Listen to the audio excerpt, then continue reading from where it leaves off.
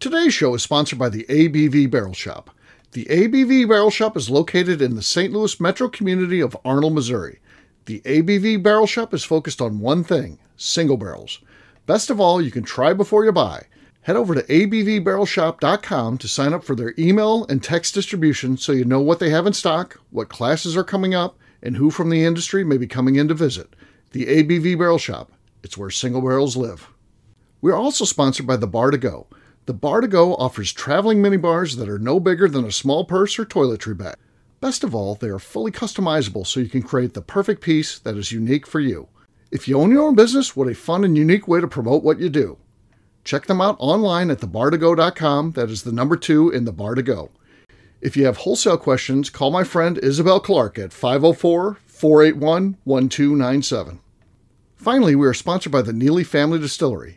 NFD is a family-owned business that keeps ringing up awards in the spirits world.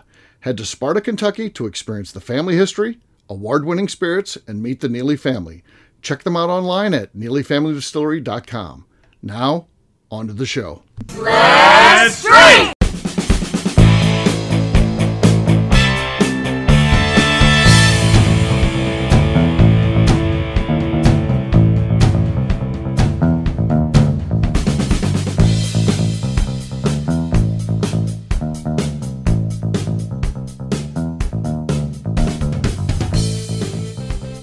Welcome to the Bourbon Daily, the podcast about everything bourbon delivered to you every day of the week. Today on the show, we talk about what whiskey conversations we have most frequently. Yes. My name is Miss Beka Sue. Please join me in welcoming my co-host, Steve Akeley, along with our special guests, Tim Swyatt, Ryan Thompson, and Darren McElroy. Hey, gang, what's up? Howdy. Hey, y'all. So, whiskey conversations. Don't you hate, like, if I threw this out in the St. Louis, question of the day, and I said, what sort of whiskey conversation do you have? People would be like, what's a whiskey conversation? I don't see any definition of that. I'm like, you know what whiskey is? You know what a conversation is? If I say whiskey conversations, I think you could fucking figure it out. Those type of people drive me crazy. They're like, what does that mean? What is whiskey conversations? Fucking either figure it out or get a different hobby. Get out of here. Conversation, motherfucker. Yeah, exactly. Off of that though, you just touched a little old man anger there, and I'm back now. I'm fine. Darren, you said there's something you want to talk about. What is that, sir? So, Caitlin Clark is a female basketball player for Iowa, and she is currently setting. I've been seeing her in the news. Yeah. She sets a record a night. It seems like she is phenomenal. But she just surpassed Pistol Pete Maranovich. So, yes, for most points scored all time. Is this like the University of Iowa, or is it like a WNBA team, or what? Hawkeyes. Nope. Hawkeyes. College. Mm-hmm. And she's got the swagger to back it up. So what record would you want to hold that you're so proud that you would put it at like the bottom of your email? For example, Darren McElroy, world record of this. What record would that be for you? That we want to have? Yeah, that you want to have. Yeah. It doesn't matter if you can do it or not. It's what you want. Well, I have the world record for most barrel picks in an hour, so I'm pretty proud of that. So, I have one world record already. So, that's world record for getting knocked down the most number of times, but always got back up one more time. Got back up. Wow. There it is. Wow. Yeah. Okay. That's how you become a billionaire. Yes. How you doing, ladies and gentlemen? Yes. All right. I would like to hold the world record for the richest bitch in the world. The richest bitch. Okay. All right. Tim? I've got a couple coffee mugs and a trophy that already call me world's best dad. So you've already won that. Yeah. Okay. Yeah. The kid's got to placate to you somehow. Correct. Yeah. Exactly. Somebody's got to get my inheritance money. But I would. Let me actually. So, number of shots in a night without being sent to the hospital. Probably. Wow. Yeah, I'm probably pretty close. I had one college night. That's when I knew that I was a keeper. I was a stellar patron to the general in college. And I had a night of 22 double shots of grape juice and vodka, 30 bottle of rolling case of it was 6 Jack Daniel wine coolers, half a bottle of Boone's Farm Strawberry Ale, and then a 3/4 of a 40-ounce of Rolling Rock beer. And not get sent to the hospital. But those 22 double shots of grape juice and vodka, I think, really puts me on the map. Triples or doubles? Our aspirations are quite different. Yeah, no doubt. Yes. Yeah. Darren, you asked the question. So mine's going to sound stupid because it is. I think I would like to hold the record for most trees identified in an hour. I think that's something I could be proud of, and I could put on a T-shirt and be happy. I think it's quite interesting, Darren. I'm impressed. Well, Darren, after climbing through all those trees, you may also win the most ticks out of Dinger. Yeah, that's true. I didn't know you were such the tree connoisseur, but that's cool. Oh, yeah. Right. I like trees. Back to our female basketball player. Is there any hope that she'll get into the NBA? I mean, clearly she has talent. NBA or the NBA? WNBA? The NBA. Oh, of course she can go the WNBA. I mean, obviously she's the greatest female college basketball player of all time. Why would she be in the NBA? Because they pay like 100 times the amount the WNBA does. And if you could even make an appearance there, you'd kill it. If you'd be the richest bitch in the world in your words. If she ends up being the last player on the bench on the NBA for 2 years, she'll probably make more than she'd make in her entire career as a WNBA player. So certainly there's financial motivation, and also to break that barrier too, to be the first female. And I think she should be allowed to. I would assume there's no rule against that. They just figured this would never even happen. Yeah. But I say give her the chance to play. She can shoot. So she can shoot. And how many players haven't been, they're not the physical get underneath the hoop type of person. She probably clearly would be overmatched in that. Yeah. But there's a lot of NBA players that are exactly that sit on the perimeter and just make the long shots, the three-pointers. She's got that skill. Put her in the NBA. And when she was in high school and middle school, she never played on a girls' team because there wasn't one in Iowa that was competitive for her. So she always played on the men's team. I hope they give her the chance to do that. And then, that'd be really fun. And if she doesn't make it, she can still fall back on the WNBA. Why not give her the chance to go to the NBA and see what happens? I hope it happens. The crazy thing is she set all these college records and she could still play another year. She has another year of eligibility, but she's probably going to leave because she's declared for the WNBA draft. She said she's done this year. Yeah. So what's her name? The New York Liberty, I think. I can't remember the team who's got the first pick. Caitlin Clark. Yeah. Like their tickets have all gone up in like triple. So yeah. The last game for Iowa is the most expensive game for any Iowa sporting event in the last 20 years. Is the last women's basketball game for that. I mean, everyone does like to watch her play. I guess. But why is the Bourbon Daily the place talking about should she go into the NBA? I haven't heard anybody else talking. Yeah, no one else is bringing it up. That seems like we're doing. Right. Why are we the ones talking about this? 100% that should be talked about. Now, again, that could be personal preference. Maybe she's like, I don't want to play with the men. That's not me. And that's fine. If it's her choice, she can play wherever she wants. But I don't think there should be anything stopping her. If she's good enough to make a team, she should be allowed to be on a team in the NBA. So then that question comes, would you rather be the best that ever played in the WNBA or a 12th person on the bench that got in because they wanted to try and break the barrier? For her, I think the 12th person on the bench would be, and I don't even know that she's the 12th person on the bench. I think that she has the talent where she can be a pretty fine NBA player, along the lines of, Kerr or somebody like that, the people that are the 3-point experts and stuff like that. I think she could make a good name for herself. And if she hangs out long enough, who knows what happens. But again, she'd always have the break in that barrier, which would be pretty darn cool. She does have the swagger to do it. She carries herself in a way that is insane. So when she was going to get the all-time women's record, she had a clear lane to the basket and she stopped at the logo and was like, I'm going to shoot a logo 3 because that's what I'm known for, and just nailed it. And it's like that type of stuff you can't recreate in an athlete. Everyone would look up to that. Right. It's really funny that this is the Bourbon Conversations podcast. Right. This is actually the last thing I want to talk about on Bourbon Conversations. Why? Is sports. Okay.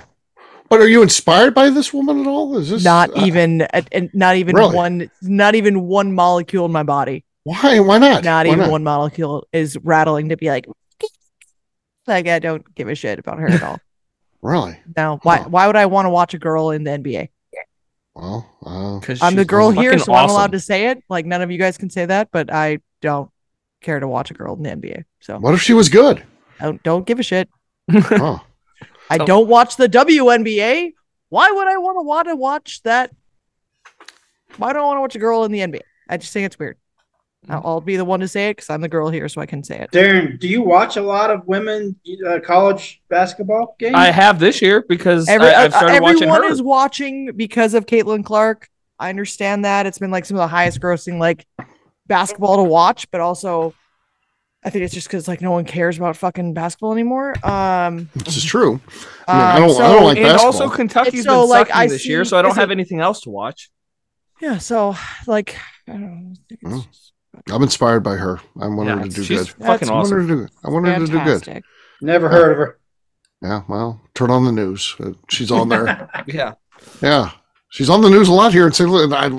Have they ever reported on Iowa, any sort of Iowa basketball? No, no one cares about anything about Iowa. Right? They care about her. Yeah. So, yeah, it's interesting. Yeah, all right. You're quiet over there. Mm-hmm. Swiat, I don't know. Yeah. I'm speaking for the masses here. Are you? I'm speaking for both Tim and Ryan. I don't think so. Well, I have a friend of mine whose daughter plays point guard for Wisconsin and has met up with her and everything like that. So it's pretty fun. She's telling a hell of a story. We also forgot that LeBron James scored 40,000 points, which is the first time ever a human scored 40,000 points. If we're going to go sports, but now I'm not a fan of anything outside of college basketball. The NBA is not basketball anymore. It's a show. WNBA is not basketball. They don't play defense. I don't see why she can't play. But I could be inspired by a person that's elevating themselves above. You can absolutely be inspired, but it doesn't mean I have to be inspired. Right. But I also wonder what this conversation would be like if I was like, you know, what's kind of bullshit? If she thinks she could come to the NBA because she can't I wonder if Becca would be attacking me. I wouldn't give a shit. I don't really care. There's never been a time at which that I think a woman should be in men's sports. Ever in any point. What if they're a better player? I don't fucking care. Shouldn't it be the best players? Don't fucking care. Shouldn't it always be the best players? Don't care. No.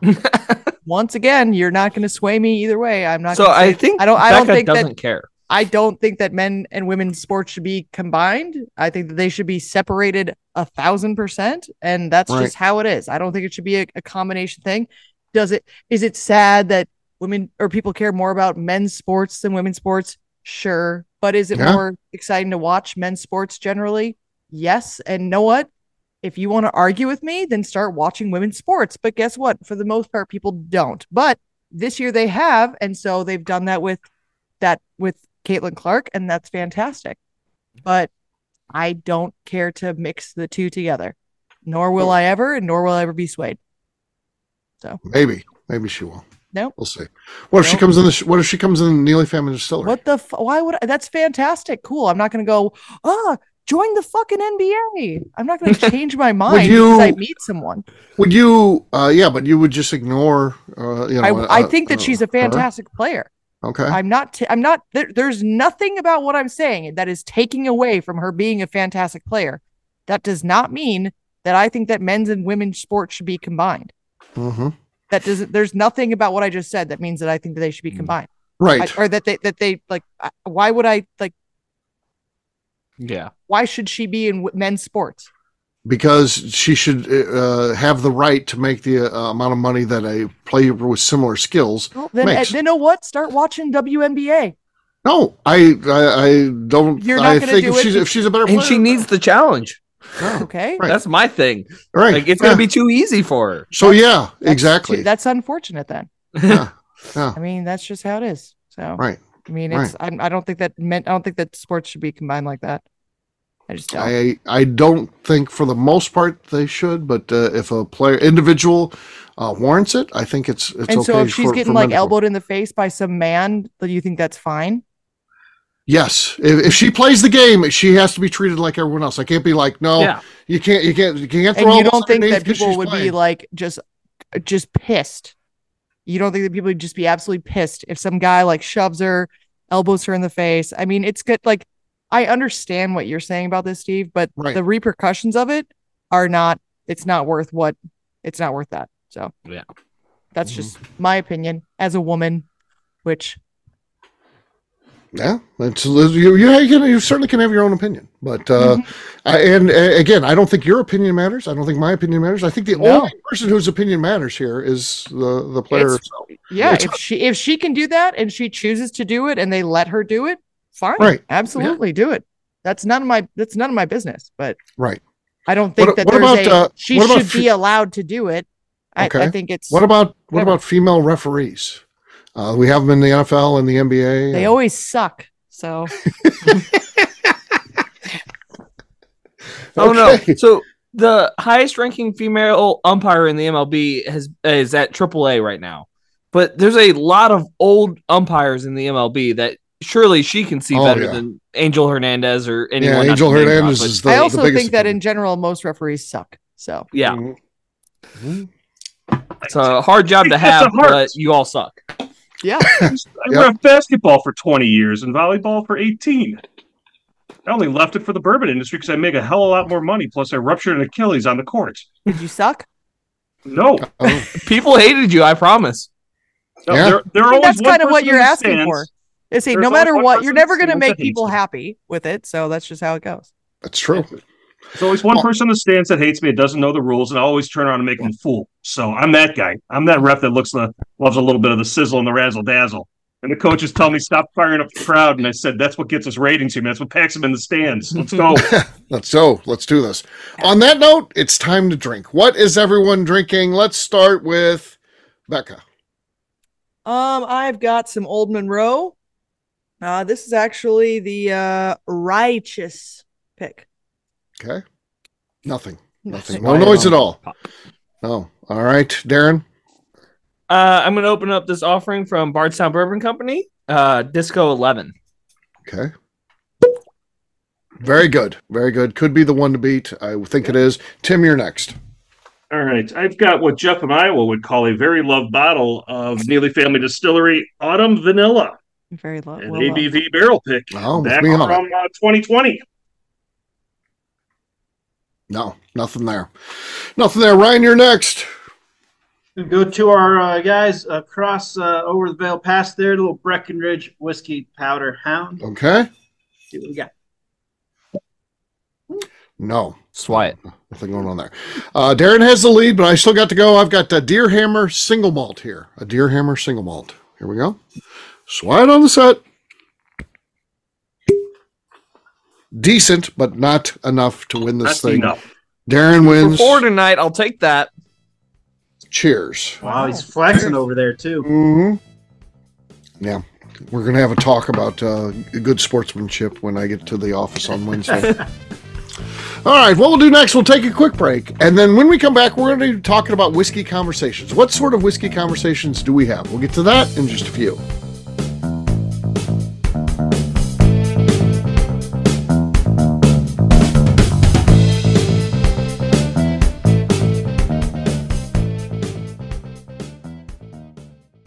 Okay, let's talk about the people that make these shows happen. First up is the Stave and Thief Society.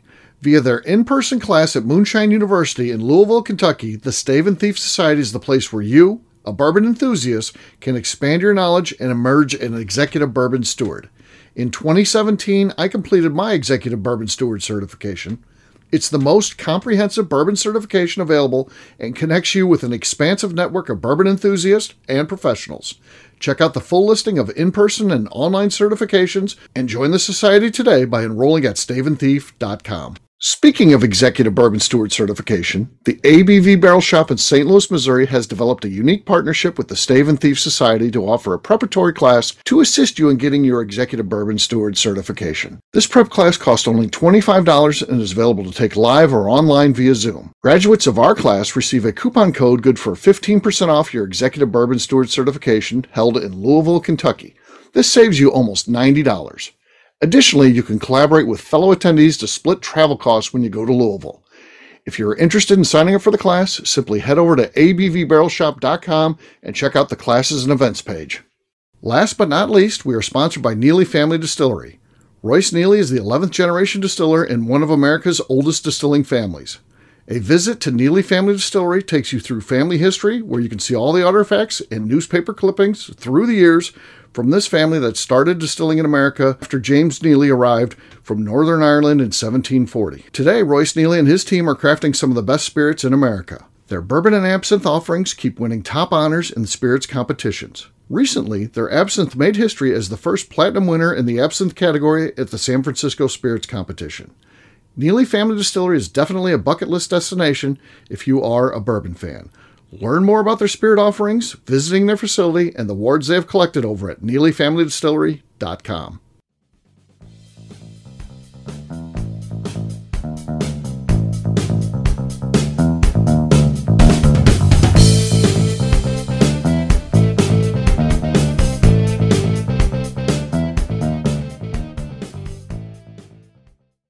I'm Ryan Thompson, and I am a billionaire, and KK will get none of my whiskey, and I enjoy my single malt scotch. You're listening to the Bourbon Daily. Pendleton, where's my caviar? Welcome back to the Bourbon Daily. Today we're talking about whiskey conversations. Yes, we are. So, what are some of the things that you find yourself getting drawn into? What sort of conversations do you have? So many. So I have a wide My God. a wide range of conversations I have on a daily basis about whiskey, especially when I'm at the shop. Okay. But I feel the one I go most into is what makes a bourbon a bourbon. That seems to come up at least once or twice a day, and going through all the steps and everything like that. And then the other one I have a lot that makes me mad is that rye whiskey is not a bad thing. Don't just write off rye that's whiskey a big one. I will agree with that one. That's a big one, yeah. There's a lot of people that just say, I hate rye. They don't even know why. They just they go, no, don't like rye whiskey. And you're like, don't like rye. Okay. Yeah. And then they say something that's not even a rye whiskey or something. Like they just mention something weird. You're like, that one's a landmine because I can get heated quick. My old man anger would come out. But okay. Oh, be careful. I think it's so funny that people act like the word rye is it's a bad word. Right. They're like, right. Oh, probably 75% of all bourbons have rye in it, if not more. I try to explain that to people. Right. And they still get fucking terrified. Probably more than that, yeah. They get so fucking terrified of the word rye. And I make sure to explain it. I explain it to, or I have at this point to hundreds, thousands of people probably, I guess, just during tasting. Yeah. They go, I go, when we have a rye bourbon, they go, no. Don't like rye bourbon. Nope. Don't like rye. And I go, you don't like this. Right. Whiskey. But know what? It's probably not the same rye whiskey you've already had. So you should probably fucking taste it anyways. Yeah. Just interesting. I just get scared of it. It's so weird. Yeah. What other conversations do you get into? Why can't you ship direct to my house? I have wine shipped to my house. Why can't you ship your spirits? Yeah. Shipping. Yeah, that's on the government. That's not not our fault. Have that conversation all the time. Right. I had one today that a guy walked in, and I wasn't even be in the gift shop for that. I was just walking up there to get some water, and I was trying to get my samples pulled. That's why I am sunburned, if you can't tell. My cheeks are just red as can be. I thought that was so heated from the small talk conversation. It's a little both. No, but I am sunburned as I'll get out from being outside all day. And I was walking in to get some water, and this guy, I really walked in at the right time because we have a new girl that's working up there, and he goes, so this aged moonshine, this aged moonshine is just bourbon then. And I walked up right then, and I turn around, I go, nope. Definitely just aged moonshine. He goes, yeah, but isn't aged moonshine just bourbon? And I go, no, it's not at all, actually. And so I had to stand there and explain to him the difference between moonshine and bourbon. Yeah. And in his world, though, he's the most knowledgeable bourbon person in his personal group. So he spent $400, so whatever. It worked out well. But I had to stand there and I explained it to him, and he was actually better than a lot of other people are, but because of the fact that we have both moonshine and bourbon in our distillery, that is a conversation we have to have often because everyone thinks, so it's moonshine is both bourbon. come off the still clear and they assume it's the same thing. Yeah. It's not. Rum does as well. Right. Yep. Exactly. So does brandy. Fun fact. Yeah. So everything, like pretty much, yeah. So people just don't understand that one. So that's a conversation in the distillery, anyways, that I have often. Okay. Yeah. What else? I had an interesting debate during a certified bourbon steward training class. Is why do people put whiskey on the bottle when it's just bourbon? Why don't they just say bourbon on it and not include whiskey? Why do they have to put bourbon whiskey on there? So it's like, well, all whiskey is bourbon, not all bourbon is whiskey. And by default, doesn't matter on the label. You have to say what it is. Yeah. So I was just looking at just two examples here. Like there's bourbon whiskey on both these labels, but in very different ways. So there is whiskey on each of these labels because that's what it is. You got to state what the spirit is, and then trying to explain to people. There was an interesting conversation in the St. Louis Bourbon one about what's a whiskey and this, that, and the other, and it's like, or I was reading someplace. Maybe it was an Instagram post that somebody was saying that Scotch is Scotch. It's not whiskey, and it's like no. Okay, come on. Right. It's that whole whiskey debate. Like, it's either that or what's your favorite whiskey? Much whiskey. Yes. I try to explain that one as this is how I explain the distillery. They go, well, is that so? It's a bourbon though. It's not a whiskey. And like, it's funny. It's especially funny when someone tries to say like, yeah, I try to explain to people that like, that's a whiskey, not a bourbon. And I go, hold on. I go, here's how it works. I go, there's this huge word whiskey floating in the air above you. And from that word whiskey is different branches off. And there's so many different branches off of the word whiskey. And then I just get into like, there's Scotch whiskey, there's Irish whiskey, there's Japanese whiskey, there's Canadian whiskey, there's rye whiskey. I go, and then off of those, you have different things that come off of that. And off of that, there's more things that come off of it. I'm like, but the big blanket thing is just whiskey. Right. With just all these things dribbling down. And it's like, well, we go through in order to be a whiskey, it's got to be grain and grain only. Period. It's like, well, why would they just put bourbon on the label and just call it just bourbon? I said, well, because it's a whiskey. You have to put whiskey on the label. And we just tried to figure out, I said, well, why do the marketers do that? I said, no, it's whiskey. So it's whiskey first. But it's a bourbon whiskey. So that's what, and it was just very interesting to hear that debate and the different topics that people are calling up, and then how everybody kind of like, oh wow, this all kind of makes sense now to a certain extent. I mean, and some people are just like, I just put bourbon on there. We all know it's whiskey now. And I said, do you? Do you? Right. So that was an interesting debate that comes up a lot. Is like the whole topic of what the differences of the different styles of whiskey, and don't even get me started on why include an E versus not an E. That whole debate. Yeah, the E and not E thing is silly, though. We should just all go one way, and it should be with an E. That's my opinion. It's not that big of a deal. It doesn't change how anything is categorized. It's all still whiskey. It's just spelling. I've always hated fucking spelling. Yeah, there you go. I don't mind the E and the Y difference. I don't like when they get plural the wrong way. That's what gets me going. So, yeah. K-E-Y. I've probably screwed up the plural before. Oh, yeah. People do. Sure I have. Yeah. K-Y is I-E-S for plural. Make sure you get that right. It drives me fucking crazy when they're talking about bourbon. Steve, there can be some. Like if you're talking about Maker's Mark and the various whiskeys in their portfolio, that would be I-E-S because they do it. That same thing with, Brown Foreman and how they do it. So, yeah. But everyone else should be E-Y-S. Yeah, that's plural for bourbons. Yeah, whiskeys. Steve, what's the biggest bourbon conversation that you have? I find myself, talking about history and brands, and I'm also my head is always organized in lists. And Beka, you were part of this, a conversation we had, whatever that was, Thursday night this week or whenever it was, Wednesday night, listing, greatest distillers living, and that's how I think. I mean, my mind is a series of lists, and stuff like that is fun for me. And I like having those conversations. You, me, and Royce were up till, I don't know. Late. Yeah. I think that's Wednesday night, actually. Wednesday night, 1:30 to 2 o'clock in the morning, talking about all the people and where they fit on the list and debating. That's a fun thing about it's. I love the things that are subjective and meant to foster conversation. And I think that's a good whiskey conversation where it's conversation and people have opinions. And as long as they're being respectful in the way they present them, it's okay to have differentiating opinions because everything's subjective and there's really no wrong, right. And some people will try to hang their hat on certain things. This person was in the whiskey business the longest, they're automatically or whatever.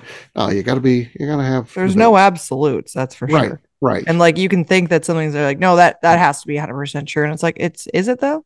Right. Do you also rank your friends? Yeah, of course, I always do. Yeah, rank my friends. Everything's ranked. Everything's a contest. Everything. There's always winners. There's winners and losers. Good list, huh? Come on. Going off this conversation, another one that I use all the time is what is the best like under $30 bottle of whiskey? Yeah. And because people will have a bunch of different opinions, and it all goes back to what started them into whiskey and all of that. That is a fun one to have with a whiskey lover. Yeah. I just love when they say that. You didn't say Weller. You didn't say Weller was your favorite. Why not? Why didn't Buffalo Trace your favorite? Why not? And it's like, because I have not my favorites. What I enjoy right now, it's something different. Yeah. Open your eyes. Not this time of the year, but a seasonal conversation I have whiskey wise. A lot of people reach out to me and ask what they should get for so and so, for my dad who's a whiskey drinker, or my boss, or what. There's people that get forced into buying gifts and they're not necessarily whiskey fans themselves, so they reach out to me. I get a lot of gift idea, things. What should I get? That one is often. Yeah. And it's funny because they'll say like, well, what should I get them? They want. I got a message from someone back home. And she said, do you guys, my husband's like getting into whiskey, like, and he really wants that Pappy Van Winkle stuff. And I don't know. And I'm like, oh, I'm like, yeah. And trying to figure, like, I'll say that that's an interesting conversation to have with someone because like explaining that. Yeah. Is a weird thing to like explain to someone that has no idea about it. And, they always preface it with, I have no idea about any of this, but they really want this Pappy Van Winkle stuff. And it's like, well, they're not going to get it. Yeah. I had that conversation. Somebody called me up and said, oh, you're connected to whiskey. Can you get me a bottle of George T. Stagg for the BTEC, the release this year? And I'm like, no, I can't. No. How about no? Yeah. I'm like, well, I got a friend that's got a bottle of 2018, but they're probably not going to part for it for retail. And he's like, well, if you can't get it from a retail, you really don't know what you're doing. And I'm like, you can lose my number. You can lose my number now. Right. I'm sure I can find an empty bottle and fill it with something else and sell it to you for sure. Retail. I could do that. I could be that guy for you because that's how I feel. But no, I would not do that. That's the worst kind of whiskey conversation that we have, I think, is the do you have Elmer's Healy? Do you have Pappy Van Winkle? Do you have, and it's like, right. And because trying to explain it, I think that's the most annoying one. Like, I don't mind explaining like rye whiskey, rye bourbon. I don't mind explaining most of the things that we've already talked about because it's just people just don't know. Yeah, and that's fun. And it's stuff that you can explain it and then they can taste it. But like when they're like, I need this bottle, and it's like,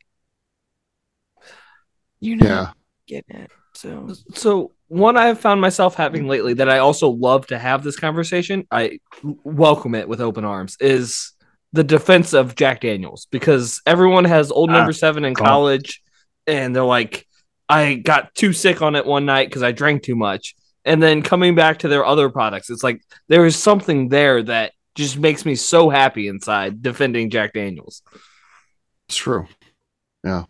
Most people that are real bourbon fans, tend to stay away from Jack Daniels and think it's all Old Number 7, and it's really not. They've got a lot of great products, particularly what they've been doing recently.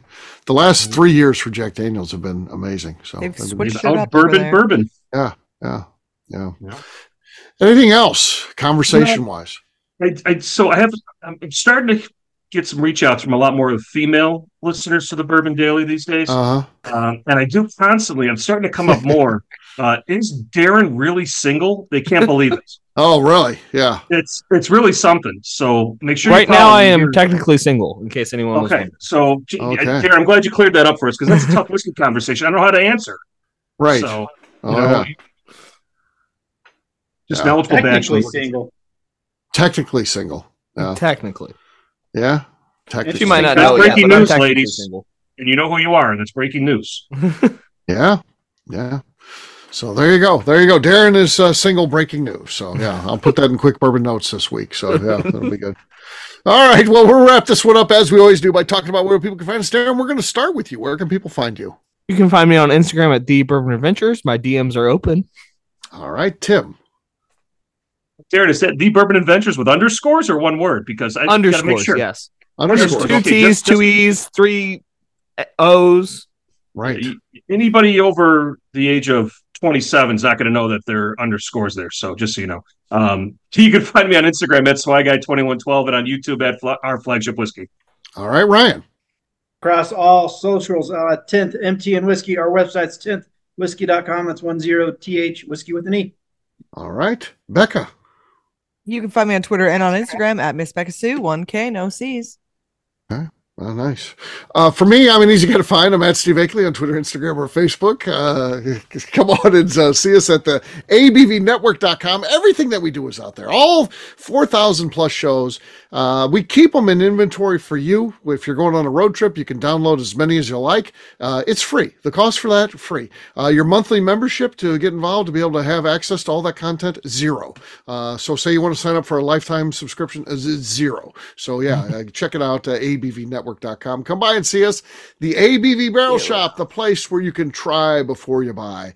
We love doing events out there. We get people from the bourbon industry there. So check us out online, abvbarrelshop.com. Miss Beka Sue, anything else to say before we get out of here? I'd just like to remind the audience to please give us a 5-star review that includes comments. It helps new people find the show, which is very important to us. If you like what we're doing, we ask you please visit our Patreon page at patreon.com/the ABV Network. Great job today, gang. For audience, we'll have a brand new show for you tomorrow. Looking forward to that. Until then, take care, everybody. See ya. Bye. Bye, y'all. Peace.